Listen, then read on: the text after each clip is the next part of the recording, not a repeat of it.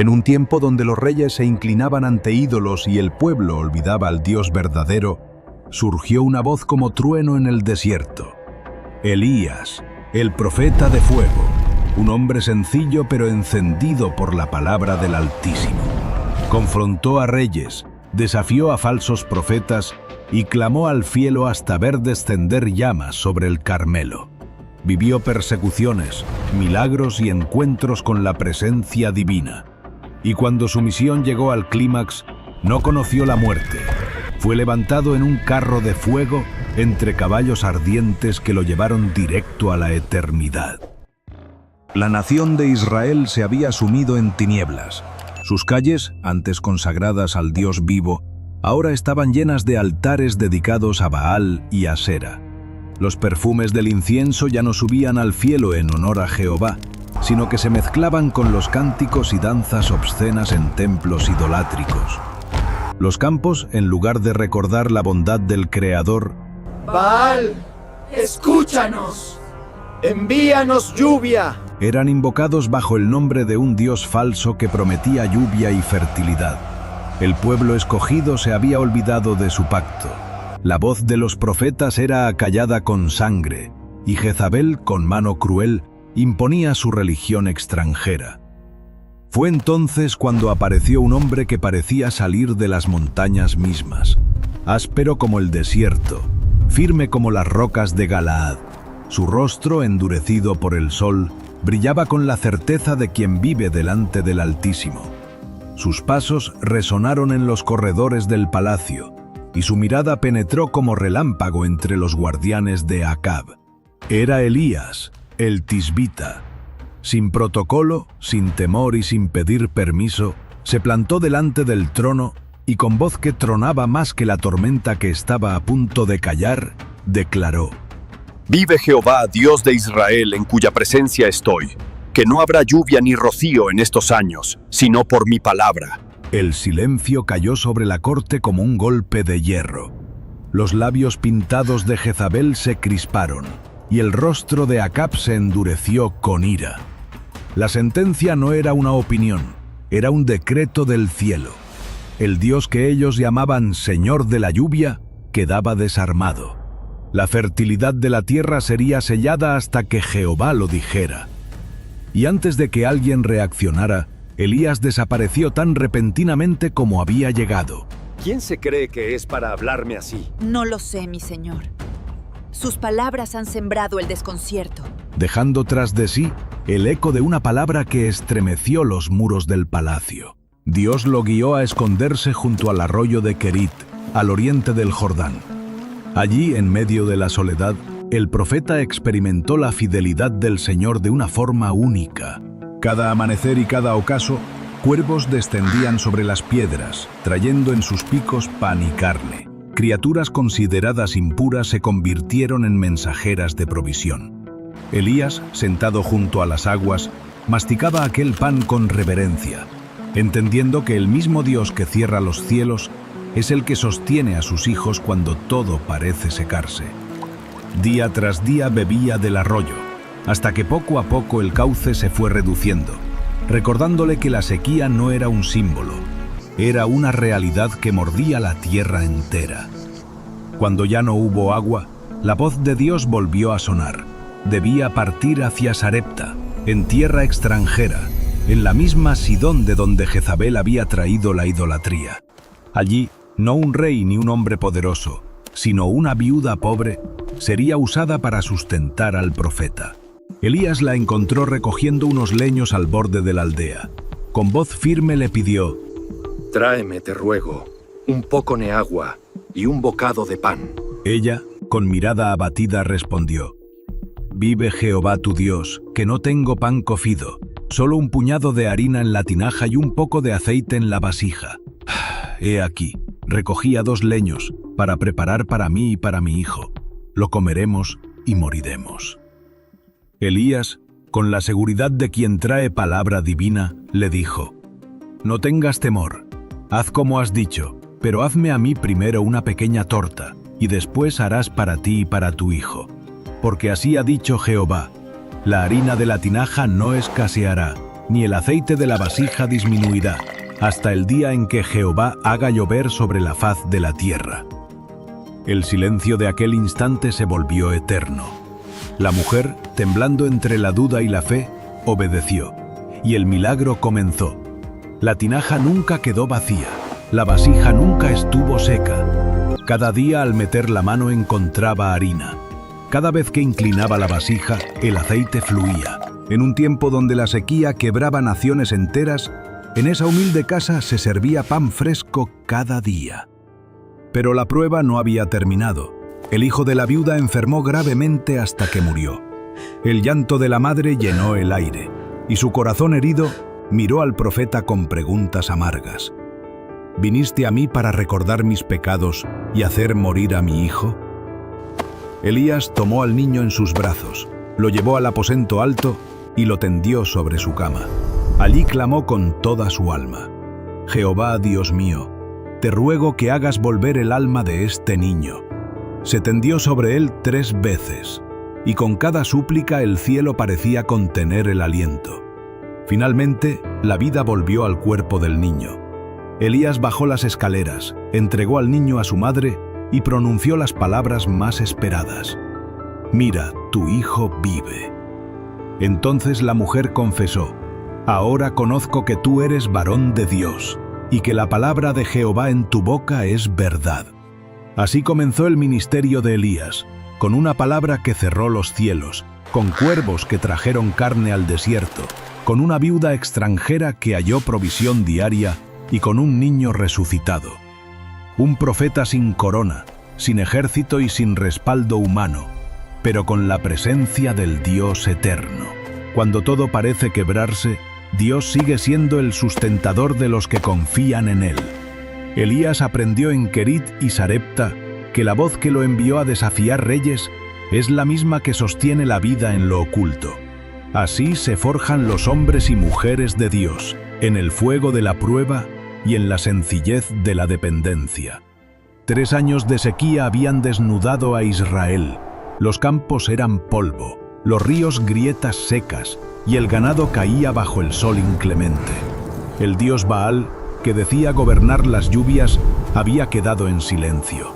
Ni una nube, ni un rocío, ni una brisa fresca se levantaba en el horizonte.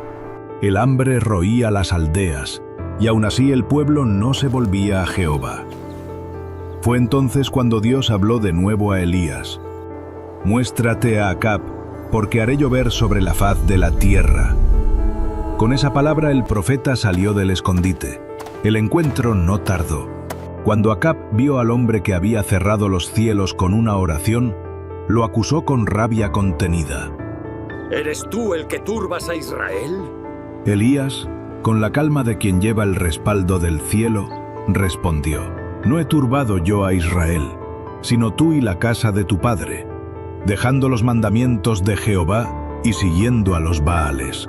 Entonces lanzó el desafío que cambiaría la historia: que Acab convocara a todo Israel en el monte Carmelo, junto con los 450 profetas de Baal y los 400 de Asera. Allí se decidiría quién era el verdadero Dios. El día llegó. Desde los pueblos y aldeas subieron hombres, mujeres y ancianos para presenciar el juicio. Los profetas de Baal, vestidos con sus ropas rituales, ocupaban el monte con confianza ruidosa. Elías, solo frente a todos, se levantó como un león y gritó: ¿Hasta cuándo claudicaréis entre 2 pensamientos? Si Jehová es Dios, seguidle, y si Baal, id en pos de él. El silencio fue la respuesta del pueblo. Nadie se atrevió a hablar. Se prepararon 2 altares, uno para Baal, otro para Jehová. No habría fuego humano.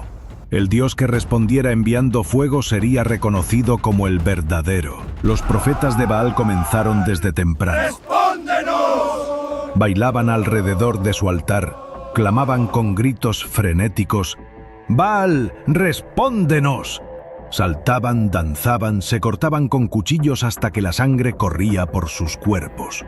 El sol ardía sobre ellos, y al mediodía Elías, con ironía penetrante, les gritó: ¡Gritad en alta voz! Quizá está pensando, o tiene algún trabajo, o va de camino. Tal vez duerme y hay que despertarlo. Hasta la tarde siguieron clamando, pero no hubo voz, ni respuesta, ni nadie que escuchara.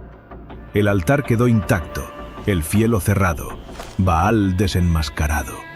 ¡Acercaos a mí! Entonces Elías llamó al pueblo. Con calma reverente reparó el altar de Jehová que estaba arruinado. Tomó 12 piedras, una por cada tribu de Israel, recordándoles que aunque divididos y rebeldes, seguían siendo un solo pueblo ante Dios. Cavó una zanja alrededor, colocó la leña y el sacrificio. Luego hizo algo impensable en tiempos de sequía.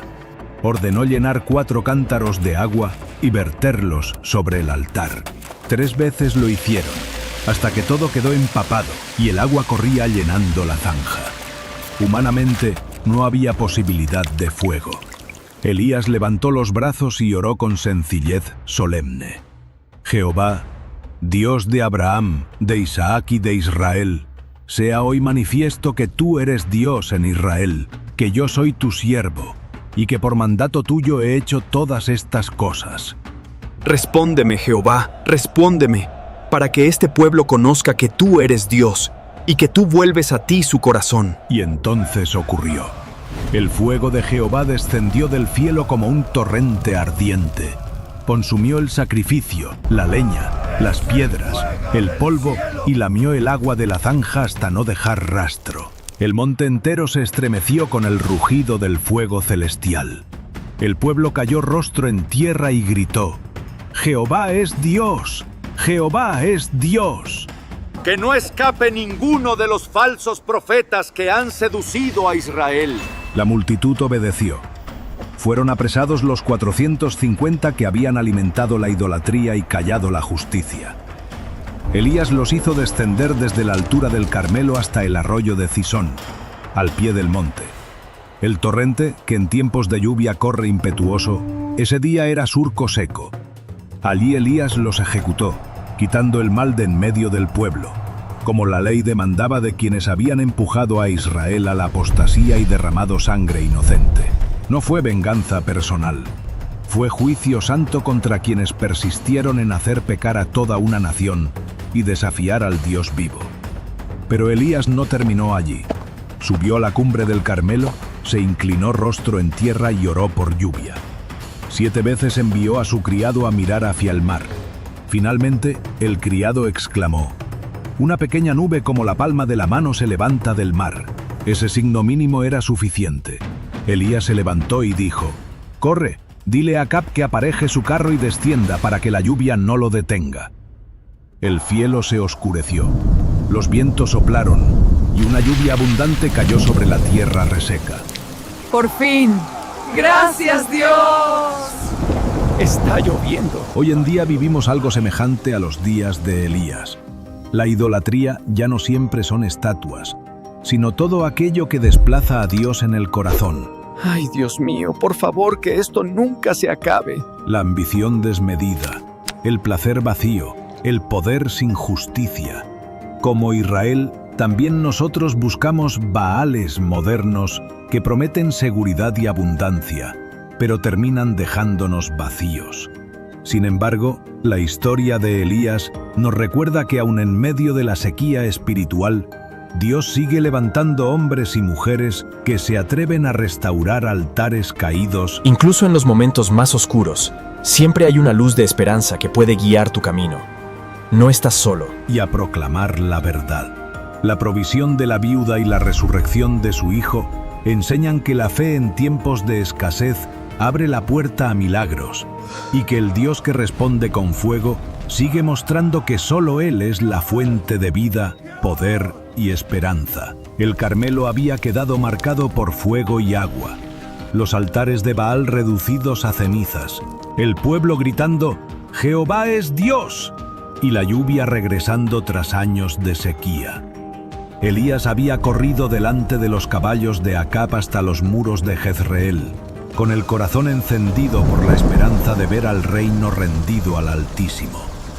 Pero al llegar al palacio, la escena cambió. Acab, todavía impresionado y turbado por lo ocurrido, relató a Jezabel todo cuanto había pasado en el Carmelo. Los profetas de Baal muertos, el altar consumido por fuego, el pueblo postrado y el grito que coronó la victoria. Al escuchar la narración, los ojos de la reina ardieron como brasas. Jezabel no aceptaba aquella humillación ante sus dioses. Encolerizada, no se quedó en silencio.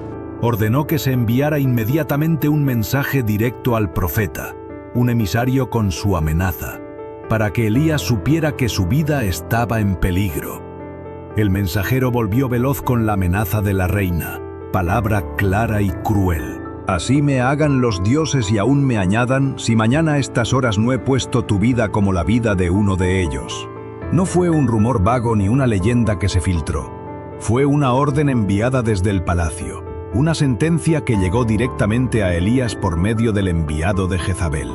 Al recibir aquella palabra, el profeta, que había sido testigo del fuego de Dios, sintió cómo el peso de la persecución le golpeaba el pecho. El coraje que había brillado en el Carmelo se transformó en temor. Sus rodillas se debilitaron. El cansancio del ministerio y la soledad le alcanzaron de golpe. En vez de quedarse a enfrentar, Elías huyó. Dejó atrás a su siervo, caminó hasta el sur y se internó en el desierto. Bajo la sombra precaria de un enebro, exhausto y quebrantado, clamó: ¡Basta ya, Jehová! ¡Toma mi vida, porque no soy mejor que mis padres! El profeta del fuego, abrumado por la amenaza y la soledad, pidió que su vida terminara. Era la respuesta humana a un conflicto interior. La victoria pública había producido soledad privada. Pero Dios no lo dejó caer. Mientras dormía, un ángel lo tocó y le dijo: Levántate y come. Junto a su cabeza había pan cocido en las brasas y un jarro de agua. Elías comió, bebió y volvió a dormir. Una segunda vez el ángel regresó, con la misma ternura y autoridad. Levántate y come, porque largo camino te resta. Dios mío, gracias por este alimento. Con esa provisión celestial caminó 40 días y 40 noches hasta llegar al monte de Dios, el Horeb. Allí en una cueva se escondió, cargando aún la sensación de estar derrotado. Entonces la voz de Dios lo llamó. ¿Qué haces aquí, Elías? El profeta derramó su queja. He sentido un vivo celo por ti, Jehová. Tus altares están derribados, tus profetas muertos Y yo solo he quedado, y buscan mi vida para quitármela. Entonces Jehová lo colocó a la entrada de la cueva, para mostrarle algo que marcaría su espíritu para siempre. Primero vino un viento recio, tan fuerte que desgajaba montes y hacía volar peñas como polvo. El rugido del aire parecía un ejército invisible, pero Jehová no estaba en el viento. Después vino un terremoto, la tierra tembló, las rocas se partían, la montaña retumbaba como si fuera a abrirse en dos. Pero Jehová no estaba en el terremoto. Luego apareció un fuego, las llamas danzaban y devoraban la piedra. El calor era tan intenso que parecía que el monte entero ardía como un altar. Pero Jehová no estaba en el fuego. Finalmente, tras el estruendo de la naturaleza, llegó un silbo apacible y delicado. No fue un trueno, ni un rugido, ni un estrépito. Fue un susurro suave, una voz que calmaba más que 1000 tempestades. Estos símbolos representan la manera en que la gente pensaba que Dios actuaba, con poder, destrucción y señales espectaculares. Eran manifestaciones comunes de juicio y grandeza, pero Dios quiso enseñar que Él no se revela solo con fuerza externa o catástrofes. Al escucharlo, Elías cubrió su rostro con el manto y salió. Allí estaba la verdadera presencia de Dios, no en la violencia de los elementos, sino en la ternura que transforma el corazón. La enseñanza es que el poder de Dios no siempre se manifiesta con estruendo, sino también en lo sutil, en lo íntimo y en lo personal. Una vez más la voz preguntó: ¿Qué haces aquí, Elías? Y otra vez el profeta expuso su soledad. Pero el Señor le respondió con verdad y esperanza. No estaba solo. Había 7000 en Israel que no habían doblado sus rodillas ante Baal. Además, aún tenía una misión. Irás y ungirás reyes que ejecutarán mi juicio. Harás caer imperios que se han levantado contra mí. Irás y levantarás profetas que seguirán hablando cuando tu voz se calle. Llamarás a Eliseo, hijo de Safat, para que herede tu manto, y mi espíritu reposará sobre él con poder. Era más que una orden, era un renuevo. Elías había pedido morir, pero Dios le entregaba vida multiplicada en otros. Su ministerio no terminaría en el desierto, sino que se expandiría en un legado. El profeta que se creía solo descubrió que el cielo ya preparaba sucesores, y que lo que comenzó con fuego en el Carmelo continuaría más allá de su propia existencia. El rey Acab, dueño de palacios y heredero de vastos dominios, puso sus ojos en algo pequeño, una viña junto a su palacio en Jezreel, propiedad de un hombre sencillo llamado Nabot. Esa tierra no era cualquier terreno, era herencia de sus padres, un símbolo de identidad y fidelidad a las leyes que prohibían vender la herencia perpetua de la familia. Acab ofreció comprarla o cambiarla por otra mejor, pero Nabot, con voz firme, respondió: «Jehová me libre de darte la herencia de mis padres». El rey volvió al palacio irritado y abatido como un niño frustrado. Se recostó en su lecho, volvió el rostro contra la pared y rehusó comer. Allí lo encontró Jezabel, cuyo corazón no conocía límites. Con tono de desprecio le dijo: «¿Eres tú el rey de Israel? Levántate, come y alégrate, yo te daré la viña de Nabot». Lo que Acab no se atrevió a hacer, Jezabel lo tramó sin escrúpulos. Redactó cartas en nombre del rey, las selló con su anillo y las envió a los ancianos de la ciudad. Ordenó proclamar ayuno, sentar a Nabot en lugar principal y poner a 2 hombres perversos frente a él para que lo acusaran falsamente de haber blasfemado contra Dios y contra el rey. La trampa estaba tendida. Así ocurrió. Los falsos testigos se levantaron en la asamblea y gritaron que Nabot había maldecido a Dios y al rey. La multitud, ¡crucifícalo!, ciega e influenciada por el poder, se levantó contra él y lo llevaron fuera de la ciudad. Allí lo apedrearon hasta matarlo. Jezabel recibió la noticia con frialdad y le dijo a Acab: «Levántate y toma posesión de la viña de Nabot, porque ya no vive, ha muerto». El rey bajó confiado a tomar lo que no le pertenecía, sin saber que el cielo ya había enviado al profeta. Elías, el hombre del manto áspero, se presentó en la viña manchada de sangre inocente. Su figura interrumpió el paseo del rey como un trueno en día claro. Con voz que cortaba como espada, declaró: «¿No mataste y también has despojado? Así ha dicho Jehová: en el mismo lugar donde los perros lamieron la sangre de Nabot, los perros lamerán tu sangre, sí, la tuya». Acab tembló. El hombre que se doblaba fácilmente ante Jezabel ahora se estremecía ante la palabra de Dios. Intentó defenderse. Me has hallado, enemigo mío. Elías no vaciló. «Te he hallado, porque te has vendido para hacer lo malo ante los ojos de Jehová. He aquí, traeré mal sobre ti, barreré tu posteridad, y de Jezabel hablarán los perros en la mugalla de Jezreel». El silencio de la viña fue estremecedor. Allí donde debía sonar el canto de vendimia, resonaba la sentencia del cielo. La Escritura dice que nunca hubo rey como Acab, que se vendió para hacer lo malo instigado por Jezabel. El mal se había convertido en política de Estado y la injusticia en ley. Pero en medio de ese imperio de corrupción, un hombre vestido de manto de profeta se atrevió a hablar la palabra de Dios, recordando que ningún trono es más alto que el juicio del Altísimo. El mensaje atravesó el corazón de Acab. Se rasgó las vestiduras, se vistió de cilicio, ayunó y se humilló ante Dios. Y Jehová, en su misericordia, diferió parte del castigo, prometiendo que no vendría en sus días, sino en los de su hijo. La voz del profeta no se dobla ante reyes ni palacios. Cuando el poder se corrompe, Dios siempre levanta una voz que denuncia el mal y recuerda que la tierra pertenece al Señor. La viña de Nabot se convirtió en símbolo de que ningún terreno, por pequeño que sea, queda fuera de la mirada divina, y que la sangre inocente nunca se olvida en los cielos. Tras la muerte de Acab, su hijo Ococías subió al trono.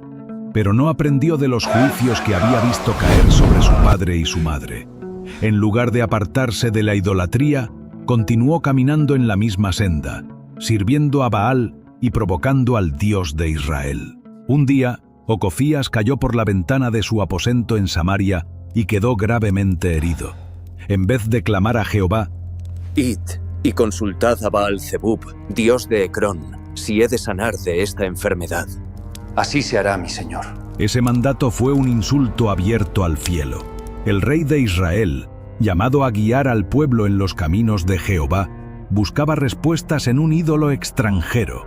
Entonces el ángel de Jehová habló a Elías y lo envió al encuentro de los mensajeros. «Levántate y ve a recibirlos. Diles, ¿acaso no hay Dios en Israel para que vayáis a consultar a Baal-Zebub, dios de Ecrón? Por tanto, el lecho del que subiste no descenderás. De cierto morirás». Los mensajeros regresaron al rey antes de tiempo. Sorprendido, Ocofías les preguntó, ¿Por qué habéis vuelto? Ellos contaron lo sucedido y describieron al hombre que los había interceptado.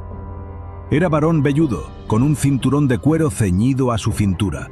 El rey reconoció de inmediato: «Es Elías el tisbita». Lleno de ira, envió un capitán con 50 soldados para arrestar al profeta. Encontraron a Elías sentado en la cima de un monte. ¡Varón de Dios! ¡El rey ha dicho que desciendas! Elías, sereno, respondió: «Si yo soy varón de Dios, descienda fuego del cielo y consúmate con tus 50». En ese instante un fuego cayó del cielo y consumió al capitán y a sus hombres. El rey, desafiante, envió un segundo capitán con otros 50. Este habló con más dureza: «Varón de Dios, el rey dice, desciende pronto». Elías contestó con la misma firmeza: «Si yo soy varón de Dios, descienda fuego del cielo y consúmate con tus 50». El fuego cayó nuevamente, y el segundo grupo fue consumido. Aún así, Ocofías no se quebró. Envió un tercer capitán con otros 50, pero este, al llegar, no se atrevió a mandar.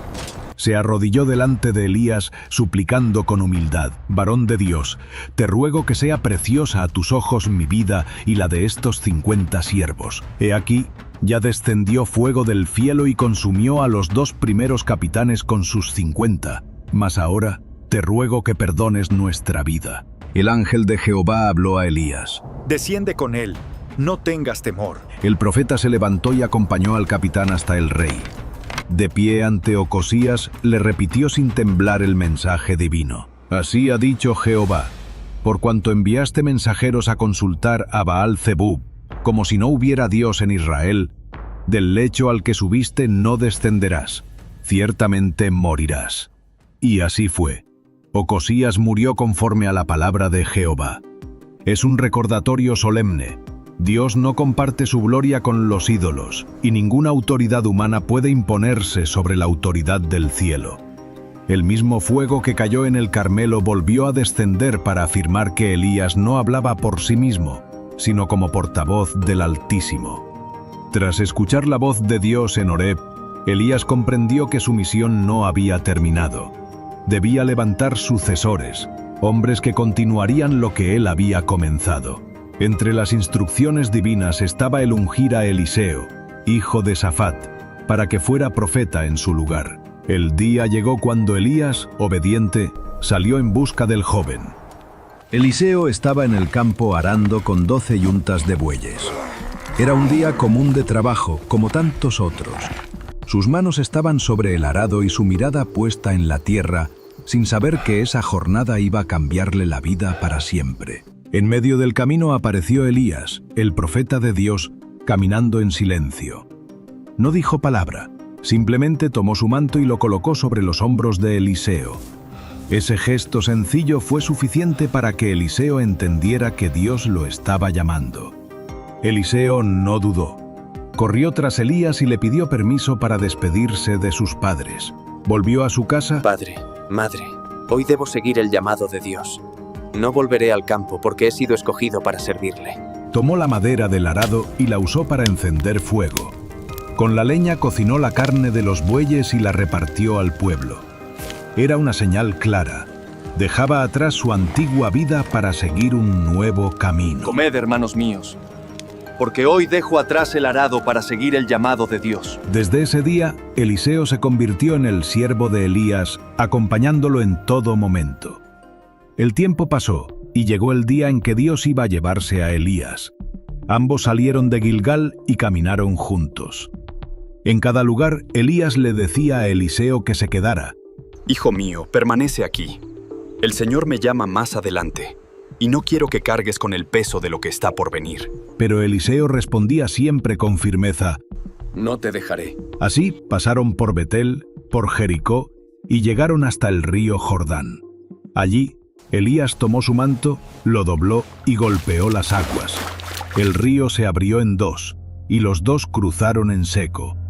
Al llegar al otro lado, Dime qué he de hacer por ti, antes de que sea separado de tu lado. Eliseo, con humildad y a la vez con valentía, Dame, te ruego, una doble porción de tu espíritu. Mientras caminaban, de repente apareció un carro de fuego con caballos de fuego que separó a los dos.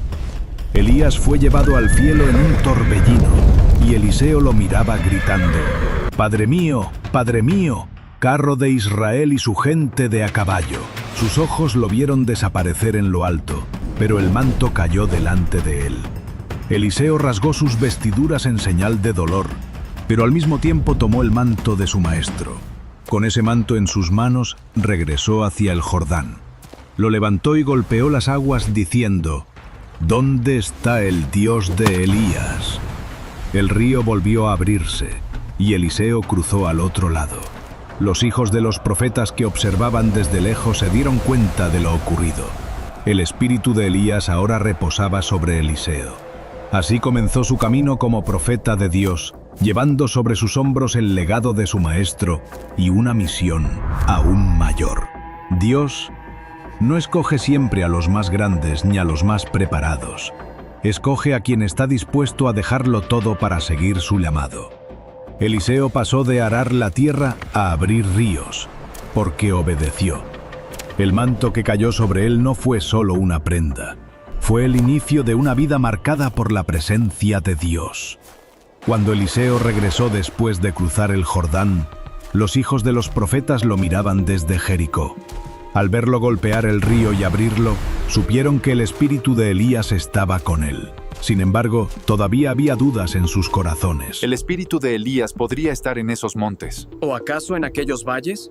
Debemos buscarle. Eliseo trató de detenerlos. No insistan, no tiene sentido, buscadlo. El Espíritu de Dios lo tomó y nadie podrá traerlo de regreso. Pero tanto insistieron que al final aceptó. Mandaron a 50 hombres que buscaron durante 3 días. ¿Dónde podrá estar? Sigamos buscando. Tiene que aparecer. Pero no encontraron nada. Entonces Eliseo les dijo: ¿No les dije que no lo buscaran? Con eso entendieron que el profeta que tenían delante era ahora el sucesor verdadero de Elías. No pasó mucho tiempo para que la gente de la ciudad de Jericó viniera a él con un problema. Le dijeron: Esta ciudad es buena y sus tierras son fértiles, pero el agua es mala y la tierra no da fruto. Eliseo les pidió una vasija nueva con sal. Aquí está, mi señor, la vasija nueva con sal. Tomó la sal en sus manos, fue hasta el manantial y la arrojó dentro diciendo: Así ha dicho el Señor, yo he sanado estas aguas. Y nunca más causarán muerte ni esterilidad. Desde ese día, las aguas quedaron limpias y dieron vida a la ciudad. Pero no todos miraban a Eliseo con respeto. Cuando iba subiendo hacia Betel, un grupo de jóvenes salió y comenzaron a burlarse de él diciendo: ¡Calvo sube! ¡Calvo sube! Se reían con descaro. ¡Calvo sube! ¡Calvo sube! Sin reconocer al hombre que Dios había escogido. Vuestras burlas os condenan. Que el Señor os juzgue.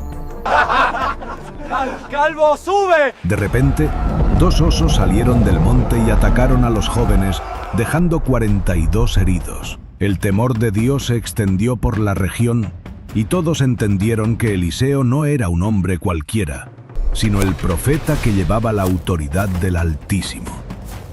Después de eso, Eliseo siguió su camino.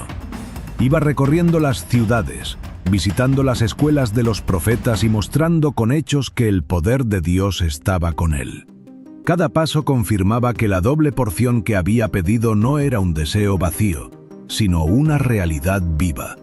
El manto de Elías no estaba guardado como recuerdo, sino que se había convertido en una señal de que Dios seguía actuando en medio de su pueblo. La autoridad no se demuestra con palabras, sino con hechos.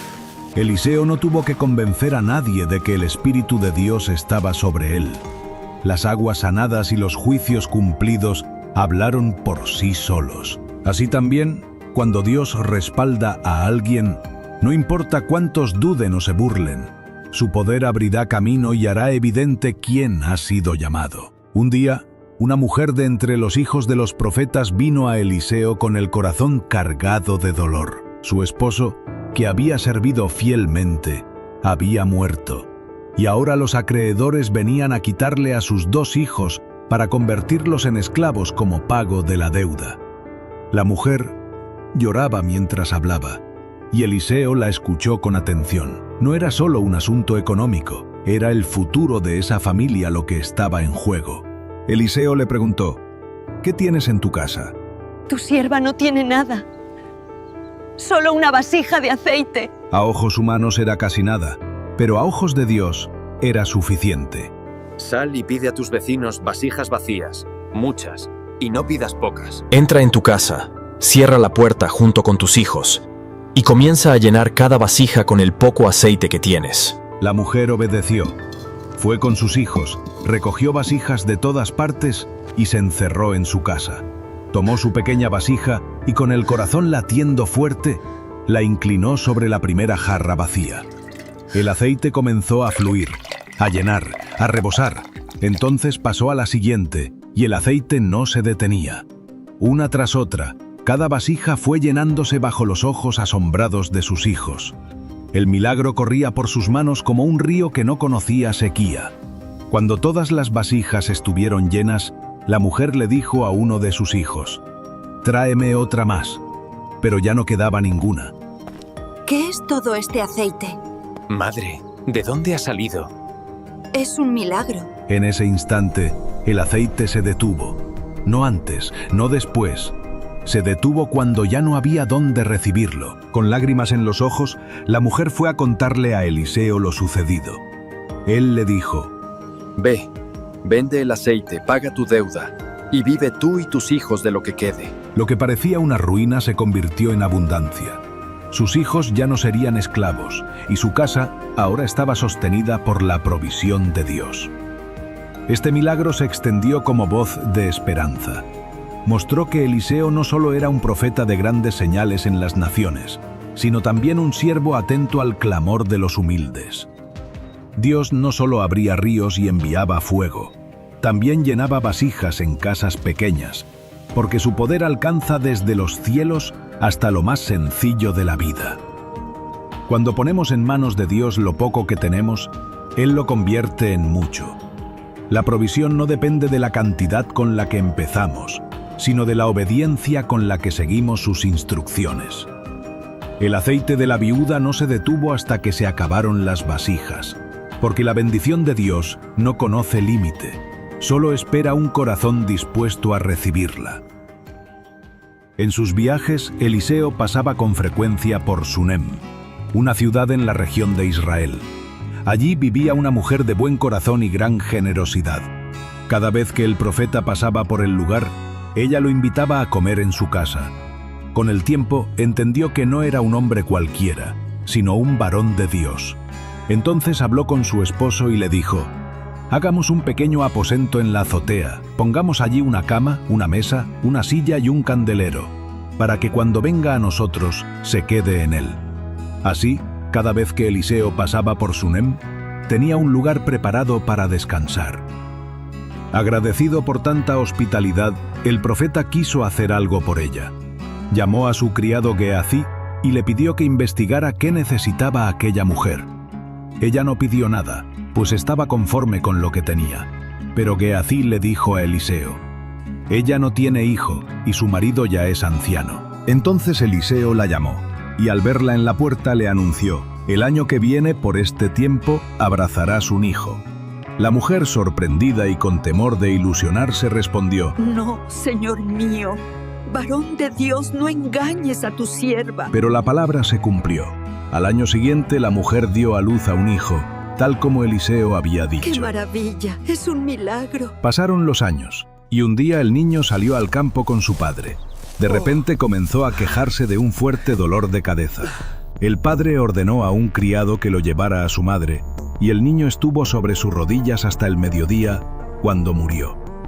El dolor de la madre fue inmenso, pero no se quedó en lamentos. Tomó a su hijo sin decir nada y lo acostó en la cama del profeta, en el aposento que ella misma había preparado años atrás. Luego ensilló un asno y partió con prisa en busca de Eliseo. Al verlo, cayó a sus pies. ¡Oh, Señor, ten piedad! ¡Por favor, ayúdame! Llorando con el alma desgarrada. Eliseo comprendió lo sucedido y se levantó de inmediato para ir con ella. Cuando llegó a la casa, subió al aposento y cerró la puerta. Allí estaba el niño tendido sobre la cama. Eliseo oró al Señor y luego se tendió sobre el niño, poniendo su boca sobre la boca del niño, sus ojos sobre los suyos y sus manos sobre sus manos. El cuerpo del niño comenzó a calentarse. Eliseo se levantó, caminó por la casa, volvió a subir y se tendió otra vez sobre él. De pronto el niño estornudó 7 veces y abrió los ojos. Eliseo llamó a la madre y le dijo: «Toma a tu hijo». Ella entró, cayó a sus pies y se inclinó hasta el suelo en gratitud, y luego tomó a su hijo vivo entre sus brazos. La casa que había abierto sus puertas al profeta ahora era testigo de uno de los milagros más grandes: la vida regresando donde solo había muerte. Dios honra la generosidad y la fe. La tsunamita no pidió nada, pero recibió un hijo como regalo, y cuando lo perdió, su fe la llevó a correr a la fuente correcta. Así también muchas veces nuestras propias obras de amor abren una puerta que luego se convierte en el escenario de un milagro. Eliseo no solo multiplicaba aceite ni abría ríos, en sus manos Dios devolvía la vida misma. Eliseo continuaba visitando las escuelas de los profetas, hombres que se reunían para aprender y vivir bajo la palabra de Dios. En una ocasión había hambre en la tierra y los discípulos se sentaron a comer lo poco que habían conseguido. Uno de ellos salió al campo a recoger hierbas silvestres y, sin saberlo, trajo calabazas venenosas. Ya queda poco, hermanos. Pronto comeremos. Las cortó y las echó en la olla del guiso. Cuando sirvieron la comida y comenzaron a comer, los hombres gritaron desesperados: ¡Dios! ¡Hay muerte en la olla! El terror se extendió, pues todos comprendieron que aquel alimento podía acabar con sus vidas. Eliseo, sin perder la calma, pidió un poco de harina, la echó en la olla y dijo: «Sírvanlo a la gente para que coman». Entonces lo probaron, y el veneno desapareció. No puedo creerlo, estamos a salvo. Lo que antes traía muerte, ahora daba sustento. No mucho después, un hombre llegó desde Baal Salisa, trayendo a Eliseo panes de cebada y espigas tiernas, como ofrenda de las primicias. Eliseo recibió los panes y ordenó a su criado: «Da a la gente para que coman». ¿Cómo voy a poner esto delante de 100 hombres? Eran pocos panes y muchas bocas hambrientas. Eliseo repitió con firmeza: Da a la gente para que coman, porque así dice el Señor: comerán y sobrará. Geasí obedeció y repartió los panes. Uno tras otro todos comieron hasta saciarse, y al final recogieron lo que había sobrado. Lo que parecía insuficiente se convirtió en abundancia, porque la bendición de Dios no depende de la cantidad, sino de su palabra. Estos milagros se esparcieron como fuego entre las escuelas de profetas y las aldeas. La gente entendía que Eliseo no era un hombre común. No solo hablaba de Dios, sino que a través de él la vida, la provisión y la esperanza llegaban al pueblo en medio de la escasez. Allí donde no había suficiente, Dios multiplicaba. Allí donde había veneno, Dios traía salud. La mano de Dios transforma lo amargo en dulce y lo poco en mucho. Eliseo no se dejó intimidar por la escasez ni por la amenaza de la muerte, porque sabía que el poder de Dios podía cambiarlo todo. Así también, cuando confiamos en Él, Lo que parece insuficiente o dañino se convierte en bendición que sacia y sobra. En aquellos días, Siria era un reino poderoso y su ejército temido en toda la región. El general Naamán era un hombre respetado, valiente y vencedor en muchas batallas. Tenía autoridad, riqueza y honor, pero en su cuerpo llevaba una herida que ni sus victorias podían ocultar. Era leproso. En su casa había una joven israelita llevada como esclava en una de las guerras. Ella servía a la esposa de Naamán, y un día dijo con sencillez: Si mi señor fuera al profeta que está en Samaria, él lo sanaría de su lepra. Esa palabra llegó hasta Naamán y despertó una chispa de esperanza. El rey de Siria, deseando que su general sanara, lo envió con una carta al rey de Israel, cargado de plata, oro y vestidos preciosos como presentes. Cuando el rey de Israel leyó la carta, se rasgó las vestiduras diciendo: ¿Acaso soy Dios para dar vida o muerte? Este hombre me busca pleito. Pero Eliseo, al enterarse, mandó a decir: que venga a mí y sabrá que hay profeta en Israel. Naamán llegó con sus caballos y carros hasta la casa de Eliseo. Esperaba una recepción solemne, pero Eliseo no salió a recibirlo.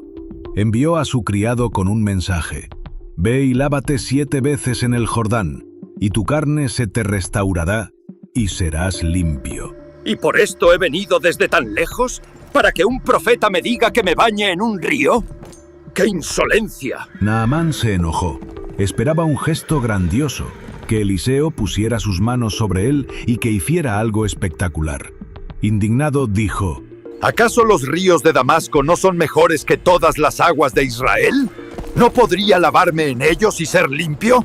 Y se marchaba lleno de ira. Pero sus siervos se acercaron y lo hicieron reflexionar. Padre mío, si el profeta te hubiera mandado algo grande, ¿acaso no lo harías? ¿Cuánto más si solo te dice: lávate y serás limpio? Entonces Naamán descendió al Jordán. Se sumergió una vez y nada cambió. 2, 3, 4 veces, la lepra seguía. 5, 6 veces, aún no había señal. Pero al salir por 7ª vez, su piel se volvió como la de un niño. Quedó completamente sano. Conmovido y agradecido, Naamán regresó a Eliseo y confesó con humildad: ahora sé que no hay Dios en toda la tierra, sino en Israel. Quiso ofrecer regalos al profeta, pero Eliseo no aceptó nada, porque la sanidad no era comercio, era gracia de Dios. Sin embargo, su criado Gehazi, codicioso, corrió tras Naamán en secreto y le pidió parte de los regalos, mintiendo en nombre de Eliseo. Naamán se los entregó sin sospechar. Cuando Gehazi volvió, Eliseo lo confrontó con la verdad. Señor, yo no sé qué decir. Nada estaba oculto para el espíritu que veía más allá. Entonces, como juicio, no puede ser. La lepra de Naamán cayó sobre Gehazi. Dios mío, no. Así el milagro mostró 2 verdades: que la obediencia sencilla abre la puerta a la sanidad y que la codicia puede arruinar hasta al que está más cerca del profeta. El poder de Dios no depende de rituales grandes ni de gestos espectaculares, sino de obediencia. Naamán tuvo que humillarse en un río que despreciaba, y allí encontró su sanidad. Así también, muchas veces el milagro no está en lo que parece grande, sino en obedecer lo sencillo que Dios pide. El ministerio de Eliseo seguía creciendo, y también las escuelas de los profetas. Cada vez eran más los que se reunían para aprender la palabra de Dios, y el lugar donde vivían ya no era suficiente. Un día, los discípulos le dijeron: el lugar donde habitamos contigo es estrecho. Vayamos al Jordán y tomemos de allí cada uno una viga y hagamos un lugar donde habitemos. Eliseo aceptó y fue con ellos. Al llegar al río comenzaron a cortar árboles. Todo iba bien hasta que de repente uno de los jóvenes lanzó un grito de angustia. Mientras cortaba, el hierro de su hacha se desprendió del mango y cayó al agua del Jordán. Desesperado exclamó: ¡ay, Señor mío! Era prestada. Para aquel joven no era solo un hierro perdido. Era deuda, vergüenza y la imposibilidad de cumplir con lo que se le había confiado. Eliseo se acercó con calma y le preguntó dónde había caído. El muchacho señaló el lugar. Entonces Eliseo cortó un palo, lo arrojó en el agua y lo imposible sucedió. El hierro salió a flote. «Tómalo», le dijo, y el joven con manos temblorosas lo recogió.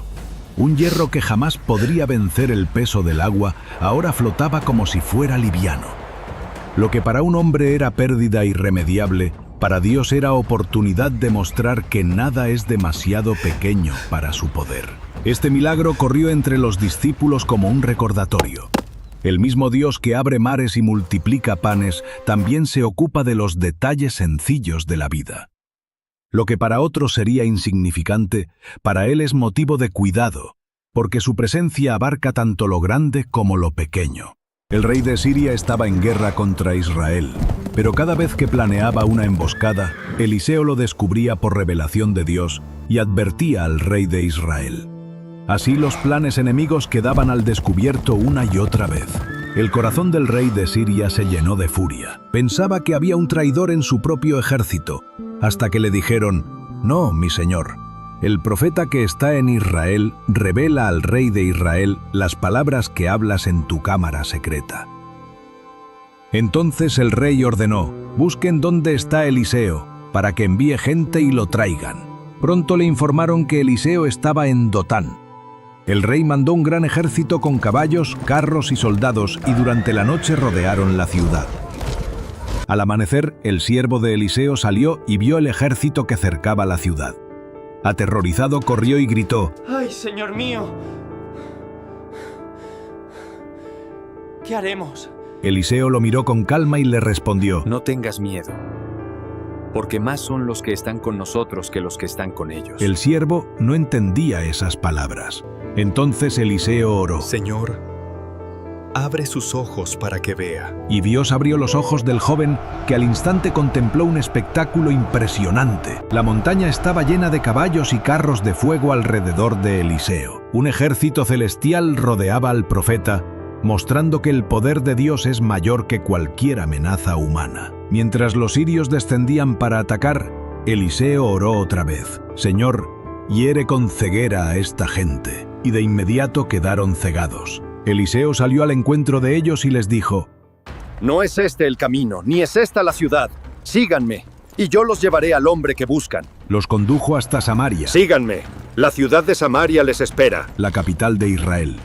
Cuando llegaron, Eliseo oró: «Señor, abre los ojos de estos hombres». Y Dios les devolvió la vista. Allí estaban, en medio de Samaria, rodeados por el ejército de Israel. El rey preguntó a Eliseo si debía matarlos, pero el profeta respondió: «¿Acaso matarías a quienes tomas cautivos con tu espada y tu arco?». Pon delante de ellos pan y agua, para que coman y beban, y luego que vuelvan a su señor. El rey preparó un gran banquete, y después de comer y beber, los sirios regresaron a su tierra. Bendito sea el Dios que nos perdonó la vida.